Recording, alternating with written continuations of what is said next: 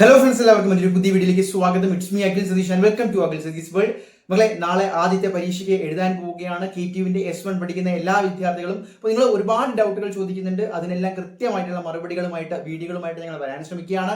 Group A, B, C വേണ്ടിയുള്ള uploading ഫയൽസും അതുപോലെ തന്നെ ഇമ്പോർട്ടൻറ്റ് ക്വസ്റ്റ്യൻസും എല്ലാം ഞങ്ങൾ ലൈവിലൂടെയും അല്ലാതെയും അപ്ഡേറ്റ് ചെയ്യാൻ ശ്രമിക്കുന്നുണ്ട്. നിങ്ങൾ ആദ്യമായിട്ടാണ് കാണുന്നതെങ്കിൽ ചാനൽ സബ്സ്ക്രൈബ് ചെയ്യുന്നതിനോടൊപ്പം നമ്മുടെ ടെലിഗ്രാം കമ്മ്യൂണിറ്റിയിലും വാട്സാപ്പ് കമ്മ്യൂണിറ്റിയിലും ഒക്കെ ജോയിൻ ചെയ്യുക.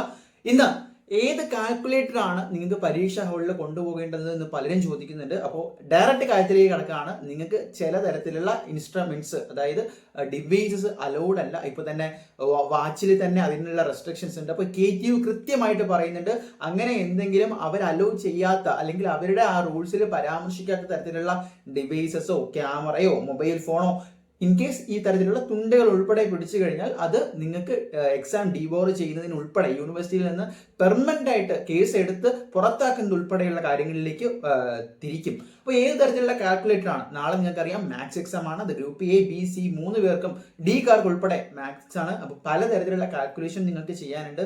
അപ്പോൾ മെട്രിസസ് ഒക്കെ ചില കോളേജുകളിൽ കാൽക്കുലേറ്റർ ഉപയോഗിച്ച് ചെയ്യുന്ന രീതി പഠിപ്പിച്ചിട്ടുണ്ട് എന്നാണ് ഞാൻ അറിഞ്ഞത്. പക്ഷേ അതിലൊന്നും കൂടുതലായി ആശ്രയിക്കരുത്. നിങ്ങൾ മാനുവലായിട്ട് തന്നെ ചെയ്ത് പഠിക്കുക.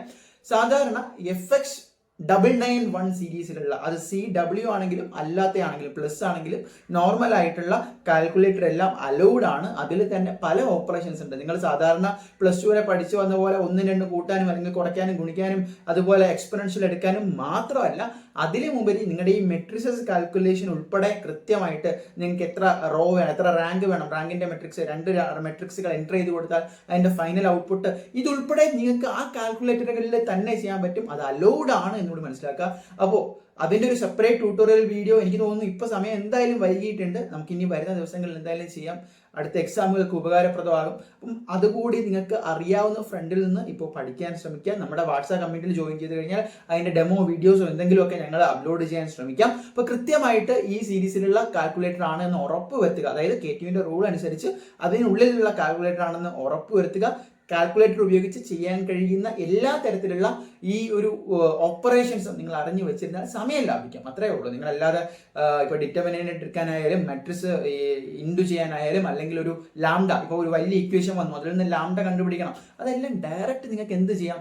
എത്ര വേരിയബിൾസ് ഉണ്ട്, ആ വേരിയബിൾസിലുള്ള ഒരു ഇക്വേഷൻ്റെ solution, system of solutions easy ആയിട്ട് കാൽക്കുലേറ്റർ വെച്ച് കണ്ടുപിടിക്കാൻ നിങ്ങൾ കൂടുതൽ ഹരിച്ചും ഗുണിച്ചും അല്ലെങ്കിൽ ഇക്വേഷൻസ് എഴുതി ചെയ്യേണ്ട ആവശ്യമില്ല. അപ്പോൾ ഇതൊക്കെ മനസ്സിലാക്കി വയ്ക്കുക. മറ്റൊരു വീഡിയോ ആയിട്ട് കാണാം. നിങ്ങളുടെ സംശയങ്ങളെല്ലാം നമ്മുടെ കമന്റിൽ പോരട്ടെ. നമ്മുടെ കമ്മ്യൂണിറ്റിയിൽ ജോയിൻ ചെയ്ത് ചോദിക്കാം. സോ മറ്റൊരു വീഡിയോ ആയിട്ട്